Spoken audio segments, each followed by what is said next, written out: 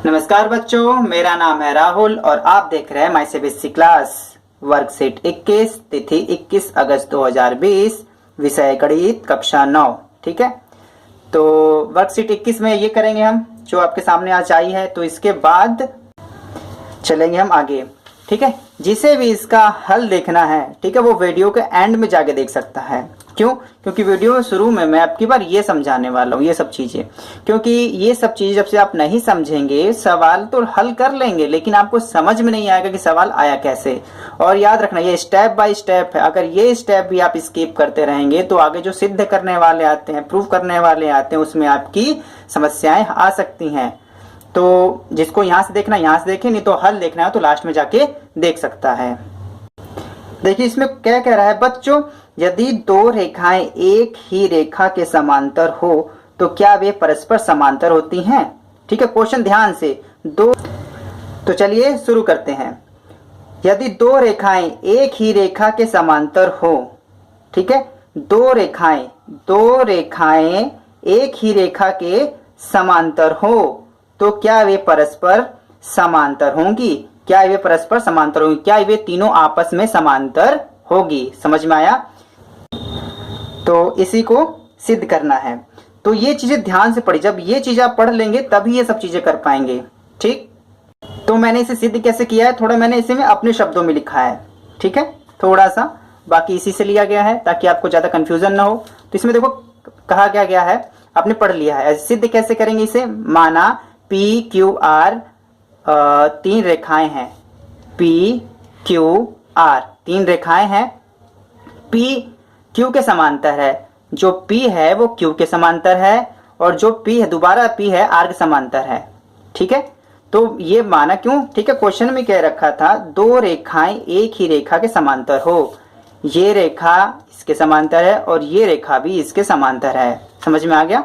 तो इसके बाद लिखना क्या है, तथा इन तीनों रेखाओं को एक तिर्यक रेखा काटती है। तो फिर इन तीनों रेखाओं को एक तिर्यक रेखा बाद में काटती है जिसका नाम T है। ठीक, तो अतः कोण 1 बराबर कोण 2, कोण 1 बराबर कोण 3। कैसे? ठीक है, यहां पे देखिए कोण 1 बराबर कोण 2 और कोण 1 बराबर कोण 3। क्यों? संगत कोण। अगर आपको पिछली में अगर सीट दिखाऊं तो उससे तो आपको थोड़ा सा हिंट मिलेगा। ठीक है, संगत कोण। ठीक है, हर एक पॉइंट को क्लियर करते चलते हैं। देखो ये ऊपर वाला ये दोनों आपस में बराबर हैं, इसे संगत कोण कहते हैं। ठीक है, और ये रेखाएं दोनों समांतर थी। ठीक है, तो इसी वजह से ये ऊपर वाले आप ये भी एक दूसरे के बराबर, कोण 1 बराबर कोण 2, कोण 1 बराबर कोण 3। क्यों? क्योंकि संगत कोण।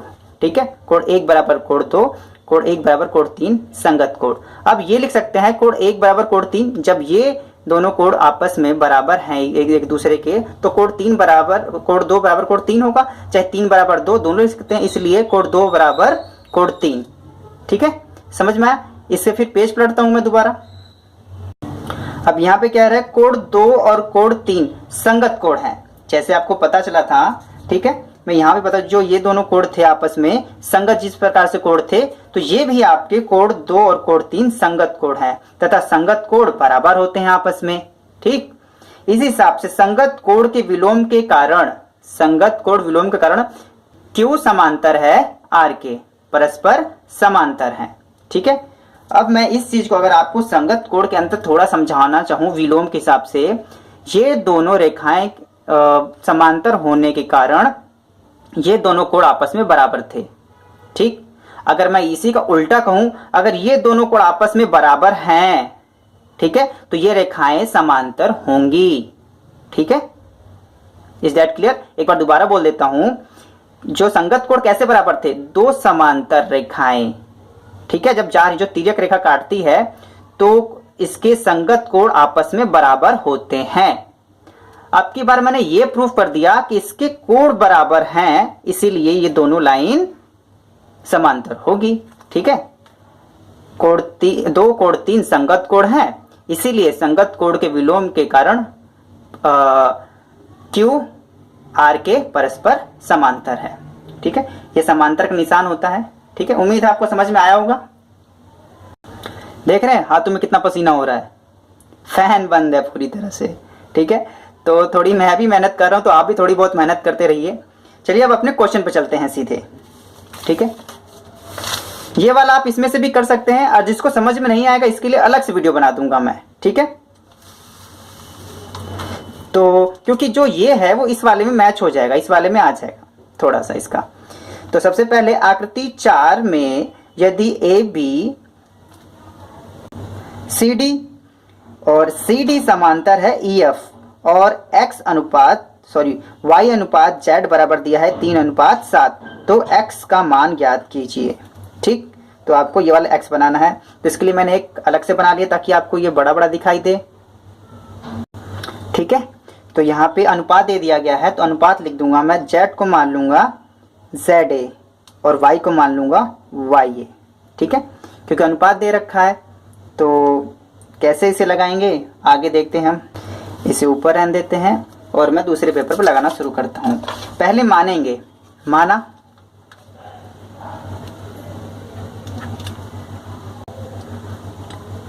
y बराबर 3a, ठीक है, z बराबर 7a। क्यों? क्योंकि यह अनुपात में दिया हुआ था। हर चीज में आपको पॉइंट टू पॉइंट याद दिलाता रहूंगा ताकि आपको समझ में आए। तो जो भी अनुपात में दिया था मैंने उसे 7a में मान लिया। ठीक है, अब लगाऊंगा कैसे मैं। ठीक है, अब यहाँ पे आप देखते रहिए, तो ये एंगल 1 मैंने अपने बाद में बनाया है, आप भी इसे बाद में बना सकते हैं। तो एंगल 1 बराबर एंगल z हो सकता है, या तो एंगल z बराबर एंगल a। क्यों? क्योंकि एकांतर अंतःकोण से, देखिए कोने कोने एकांतर अंतःकोण है, तो यहाँ पे मैं लिख सकता हूं एंगल 1 बराबर एंगल z। और क्यों ये लिखना बहुत जरूरी है, एकांतर अंतःकोण। ठीक है, राइटिंग थोड़ा मैनेज कर लीजिएगा क्योंकि यहाँ पे काफी गर्मी लग रही है और पसीने भी हो रहे हैं। ठीक है, तो अब आगे क्या है, अब देखिए ये सीधी सी लाइन है एक।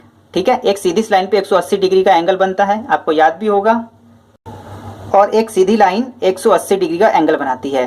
तो ये दोनों मिलके 180 बनाएंगे। ये सब आप ये चीज नहीं लिखनी। ठीक है, जो मैं इसमें अब ड्रॉ कर रहा हूं इसमें आपको नहीं लिखना। ठीक है, आपको लिखना है जो मैं इस वाले पेपर पे लिख रहा हूं। ठीक है, इसका आंसर पे ANS, आंसर वाले सीट पे सब कुछ आपको लिखना है। तो एंगल 1 एंगल y, ठीक है, एंगल 1 प्लस y बराबर 180। क्यों? रैखिक युग्म। ठीक है, एक एक पॉइंट को ध्यान देते चलिएगा। ठीक है, दोबारा सीधी से लाइन 180 बनाएगा, रैखिक युग्म। अब यहाँ पे हम लिख सकते हैं एंगल 1 बराबर z था, तो एंगल 1 के जगह एंगल z लिख सकते हैं। तो यहाँ angle z plus angle y बराबर 180। ठीक है, और स्टार्टिंग हमने माना था y बराबर 3a, z बराबर 7a। तो z के नीचे लिख सकते हैं हम 7a प्लस में इसके नीचे 3a बराबर में 180। तो 7 3 10, 10a बराबर 180। ठीक है, a बराबर 180 बटे में 10, इससे काट देंगे 0 0, तो a बराबर में 180 नहीं 18। ठीक, 18 आ जाएगा। अब आपको पता है ऊपर दिया हुआ है यहाँ पे y बराबर 3a और z बराबर 7a। तो यहाँ पे लिखते हैं y बराबर 3a और z बराबर 7a। तो यहाँ पे 3 का 3 और यहाँ पे 18 लिख देंगे। ठीक है, 18 कम 18, 18 दूना 36, 18 तिया 54 हो जाएगा ये। ठीक है, और यहाँ पे z बराबर था 7 मल्टीप्लाई बाई a बराबर कितना था 18।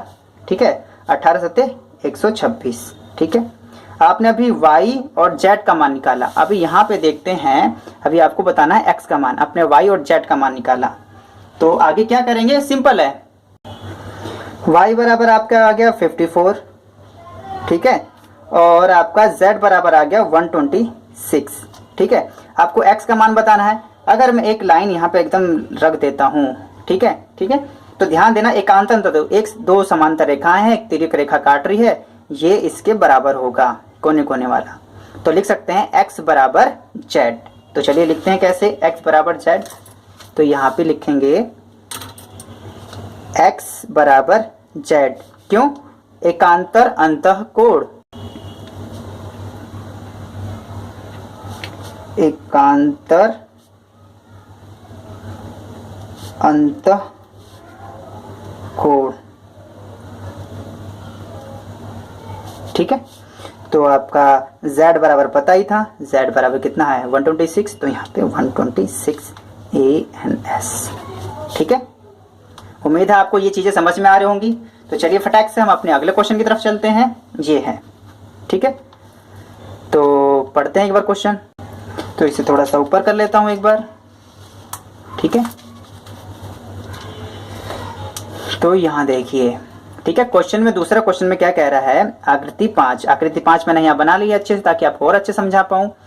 ठीक है, पी क्यू समांतर एस टी के। ठीक है, पी क्यू, यहाँ देखिए जो पी क्यू है वो एस टी के समांतर, ये दोनों लाइन एक दूसरे के समांतर है।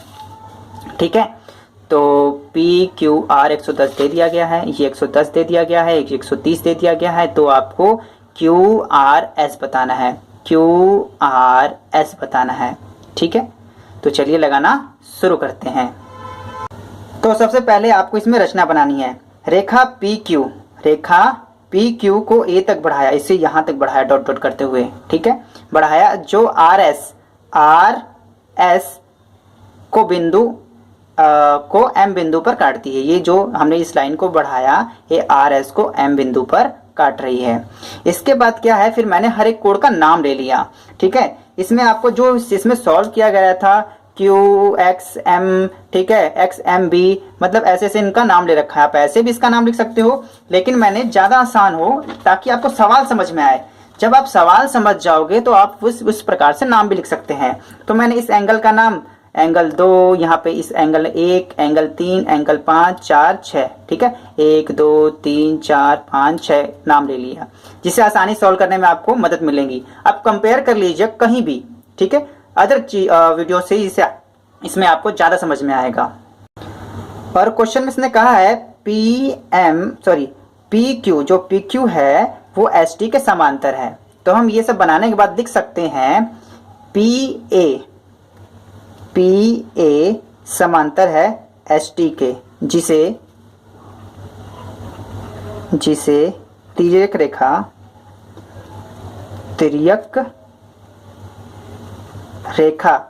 एस एम काटती है।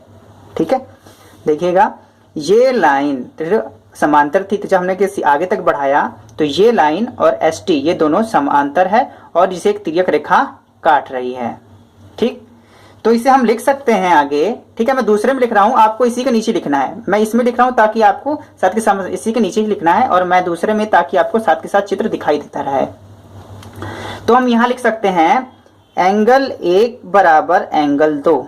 ठीक है, एंगल 1 बराबर एंगल 2, एकांतर अंतरकोण देख लो कोने कोने वाला। क्यों?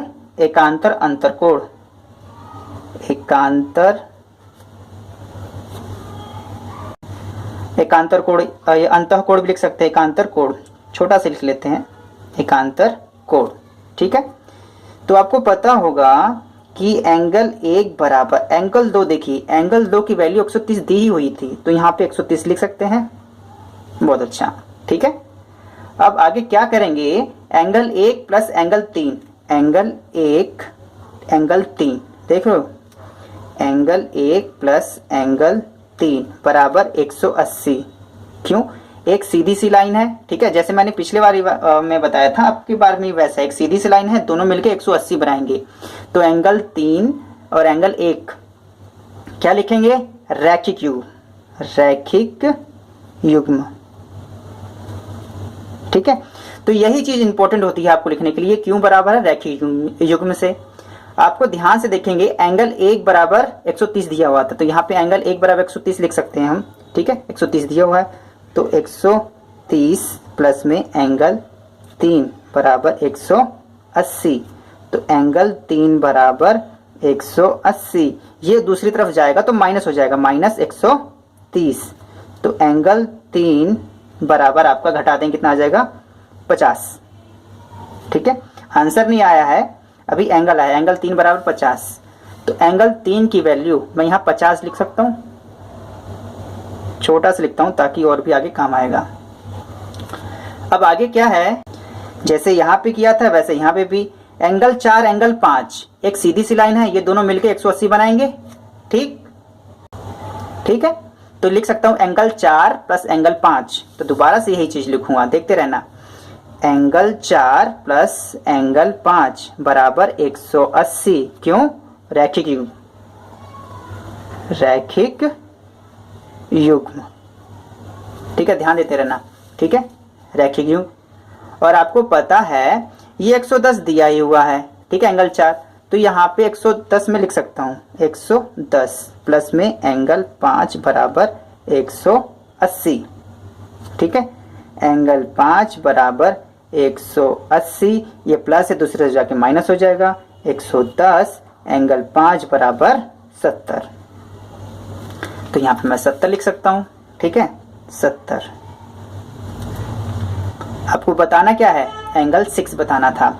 नहीं ध्यान है तो एक बार क्वेश्चन में देख लेते हैं। क्वेश्चन कहाँ है हमारा? क्वेश्चन यहाँ पे है। तो आपको बताना है QRS, QRS।